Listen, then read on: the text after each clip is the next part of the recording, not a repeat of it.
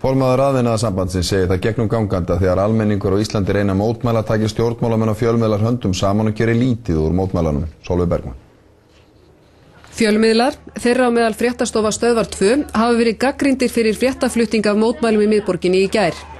Rauði þráðurinn er að athyglin hafi beinst að hópi fólks sem kastaði eggjum að Alþingishúsinu og riskingu sem urðu við Alþingisgarðinn. Minna hafi farið fyrir umfjöllunum þær þúsundir sem komu saman á Austurvelli til friðsamlegra mótmæla og hlýtu á ávörp. Þarna voru 6.000 manns, allir mjög friðsamir og taka þátt í þessu. Síðan voru þetta kannski 10 manneskjur sem voru með eitthvað læti og hentu kannski einhverjum 6-8 eggjum í húsið og 2 strákaguttar sem fóru þarna upp á húsið og skiptum og mjög tákrænt og vel að setja bónusmerki þarna á.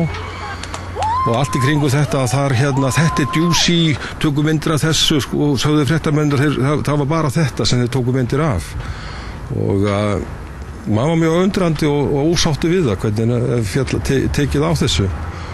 Finnst þér þetta vera gegnumgangandi í umfjöllunum mótmæli? Já, mér finnst það mjög áberandi í hvernig íslenskir fjölmiðlar og stjórnmálamenn taka höndum saman það að gera alltaf svo lítið úr mótmælum. Ef þetta er rétt, hvað gengur okkur fjölmiðlamönnum þá til heldur? Ég meina, hver að borga ykkur kaupið og svo heyrir maður alltaf hreint aftur að ef þið eru ekki nógu þæg og góð við ráðherrana að þá næst þið vilja fá viðtal við og þá vilja þeir ekki tala við ykkur. Þið eru bara settið út af sakramentinu ef þið eru ekki þæg og góð.